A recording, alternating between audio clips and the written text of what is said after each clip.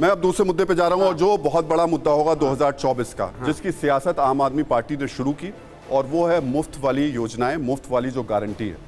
लेकिन ये मुफ्त वाली गारंटी अब हर पार्टी ने अपना ली है। वो कांग्रेस की भी हाथ में है, वो बीजेपी के भी हाथ में है। तो आपके हाथ से तो ये मुद्दा ऐसा नहीं लग रहा निकलेगा।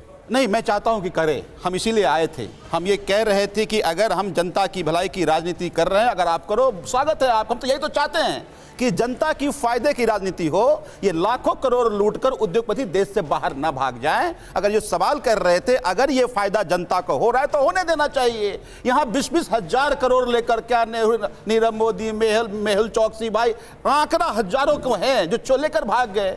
तो हमारा ये मानना है कि आम आदमी पार्टी ने जो लोगों को फायदा देने की राजनीति कर रही है, अगर करें, दे मुफ्त शिक्षा सबको, दे मुफ्त स्वास्थ्य सुविधा सबको, दे मुफ्त बिजली, दे मुफ्त पानी, दे मुक्त व्यवस्था, स्वागत है इसका।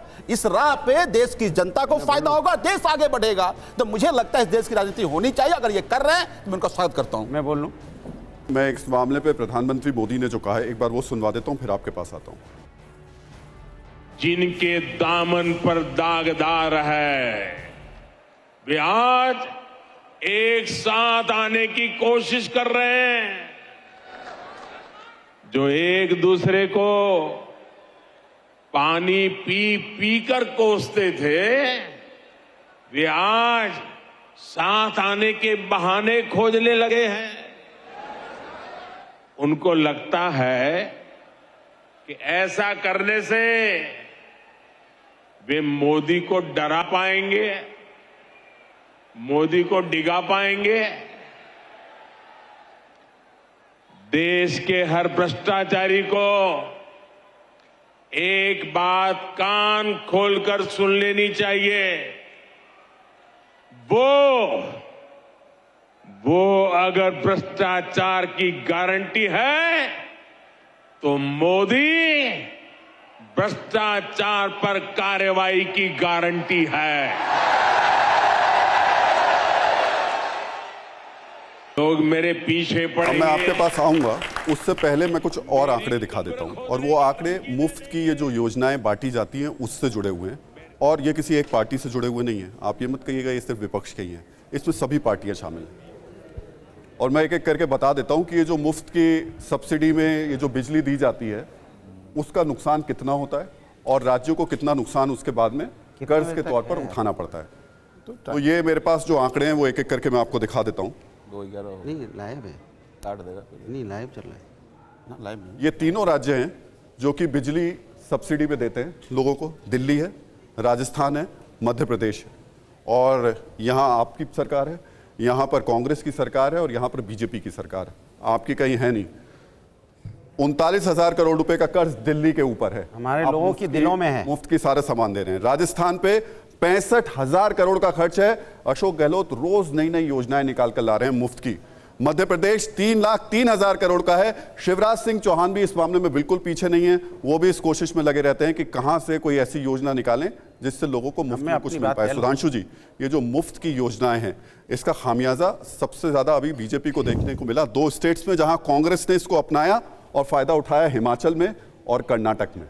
ये आपके लिए सबसे बड़ी चुनौती है इस वक्त। देखिए, मेरा ये मानना है कि गरीब और वंचित वर्ग को निश्चित रूप से सब्सिडी या मुफ्त की चीजें मिलनी चाहिए, परंतु ये पहले आइडेंटिफाई होना चाहिए कि किसको जरूरत है। जैसे हमने कहा 50 करोड़ लोग ऐसे हैं देश में जिनको आयुष्मान भारत योजना के तहत 5 लाख का बीमा मिलना चाहिए, 140 करोड़ को नहीं। इनका यह कहना है कोई रिसर्च मत करो, कोई डिटेल में मत जाओ, इन ब्लॉक कह दो जी सबकी 700 यूनिट माफ। अरे किसी को जरूरत है, किसी को नहीं है। दिल्ली और पंजाब 2 जगह इनकी सरकार है। दिल्ली भी उत्तर भारत में और पंजाब दोनों समृद्ध राज्य माने जाते हैं। उत्तर भारत सारी महिलाओं को हम फ्री कर देंगे, सबको 700 रुपए फ्री कर देंगे। ये क्या होता है आपसे पूछिए। इन्होंने गुजरात में जितना फ्री का दावा किया था, जानते हैं गुजरात के कुल बजट का 2.5 गुना था। कुल बजट का 2.5 गुना, क्योंकि इनको पता आना नहीं, ये भी फ्री वो भी फ्री। इसलिए एक जिम्मेदार और संवेदनशील सरकार होना अलग बात है। और एक बात जिसमें आपको पता हो कि फ्यूचर में जाकर आप कितनी बड़ी समस्या में होंगे, क्योंकि अंतर क्या है। जैसे प्रधानमंत्री जी ने कहा कि 2047 के बारे में, अभी काउंसिल ऑफ मिनिस्टर्स के बारे में बात किया। हम 25 साल आगे की भी सोचते हैं अच्छा, और 2500 साल पीछे की भी सोचते हैं, 100 साल आगे की भी सोचते हैं, 250 साल है। इन लोगों को कोई मतलब नहीं है। 5-10 साल सत्ता में रहे, उसके बाद ये तो देखा कमाल की जाएगा बात है। कौन क्या करता है, इसलिए हमारी अब इनकी आप सोच बोल में लें। अंतर है। आपकी इजाजत है तो एक सेकंड बोल लेकिन सुधांशु जी, जब हम इस आंकड़े को दिखा रहे थे तो मध्य प्रदेश वो राज्य है जिसपे सबसे ज्यादा कर्ज है और वो सब्सिडी दे रहा है, तो फिर आपका जो फॉर्मूला है वो वहां जाके तो नहीं सफल हो पा रहा है। वहां तो आपकी राज्य की सरकार कर्ज में डूबती चली जा रही है। हाँ, बिल्कुल सही बात है, क्योंकि मध्य प्रदेश में बड़ा राज्य भी है, मध्य प्रदेश में जनजातीय क्षेत्र भी है, पुराना भी था। इसलिए मैंने कहा ना, सरकार को कष्ट सह के भी गरीब को देना होगा। मगर सबको दे देंगे, अमीर गरीब सबको दे देंगे जस्ट खुश करने के लिए कि हाँ जी हमको सबको फ्री हो जाए, वह बात तर्कसंगत नहीं लगती। वो सरकार का खजाना लुटाने जैसी स्थिति होती है। गरीब को दीजिए तो सही है, मगर सबको देंगे ये राजनीति है। सुरेंद्र जी, आप 2 कदम आगे चल रहे हैं आम आदमी पार्टी से। आपने 64,000 करोड़ का कर्जा है आपके ऊपर राजस्थान में, लेकिन रोज नहीं योजना। जैसे एक लाइन और बोल दूं, मध्य प्रदेश एक लाइन में ऐड आपकी कर दूं, सरकार- अब दे दीजिए। एक लाइन ऐड कर दूं। मध्य प्रदेश जैसे में- मैं बताऊं, इन्होंने अभी बात कही थी, ये सबको गैस सब्सिडी देते थे।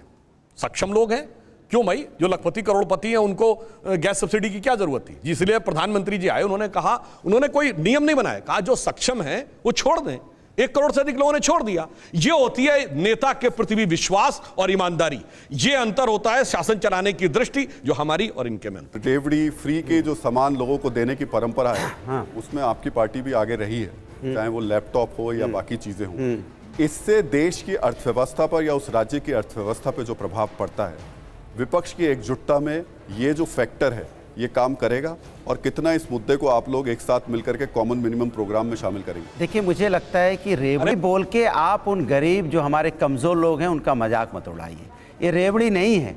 आप गांव में दूर में चले जाइए, गरीब लोग हैं, उनको अपने बच्चों को पढ़ाना होता है, उनके पास पैसा नहीं है, ताकत नहीं है। अगर उनको बिजली फ्री में मिल जाएगी तो उनके बच्चे पढ़ के IAS, PCS, IPS बन जाएंगे। तो इसमें दिक्कत क्या भारतीय जनता पार्टी को? सुधांशु जी, मेरा जवाब ये लीजिए। मैं आपसे ये पूछना अभी चाह एक रहा नहीं, हूं कि आपको ये 10 freebies दिखाएंगे, जो है, चिंता मत वो करो। आपके लिए कितना मुश्किल है, क्योंकि बीजेपी बार बार कह रही है कि जिस पॉलिटिक्स को आम आदमी पार्टी कर रही है और जिसको अब कांग्रेस फॉलो कर रही है, 24 में वो बड़ी मुश्किल खड़ी करेगा। लेकिन आप कहते तो ये हैं, करते पीछे से आप भी वही काम।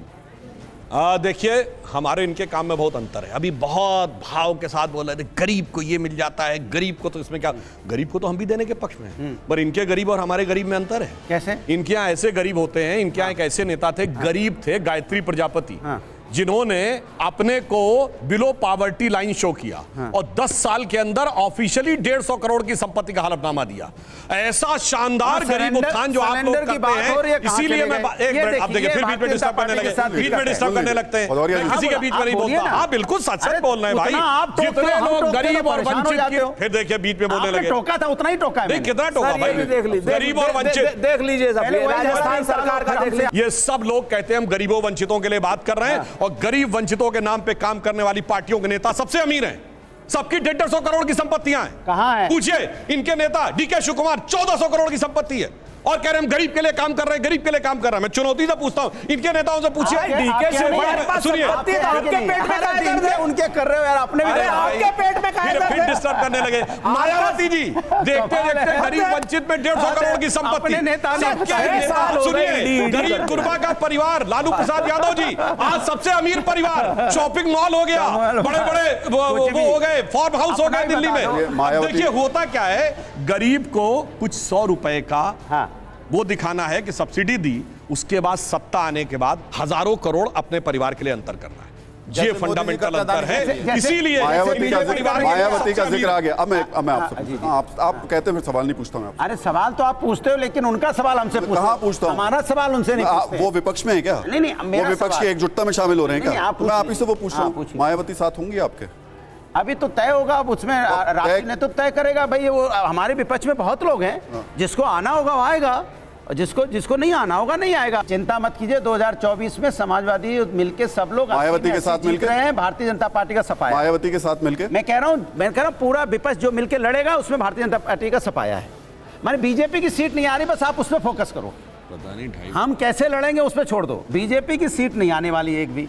किसान कितनी मुसीबत में जी रहा है, ये डाटा लेके घूम रहे हैं, दिक्कत ही है। और हम समझ रहे हैं कि किसान परेशान है, वो अपनी फीस जमा नहीं कर पा रहा है। आप चले जाओ गांव में, वो अपने बच्चों की फीस नहीं जमा कर पा रहे हैं, उनके पास व्यवस्था नहीं है, बट उसके बारे में कोई बात नहीं करेगा। जी के हिसाब से जो बड़े मुद्दे हैं वो वाकई बड़े जनता से जुड़े मुद्दे हैं। महंगाई बता रहे हैं, किसान बता रहे हैं, लेकिन आपके लिए तो सबसे बड़े मुद्दे अध्यादेश है, और उस अध्यादेश के अलावा आप किसी और बात पे बात ही नहीं करना चाहते हैं।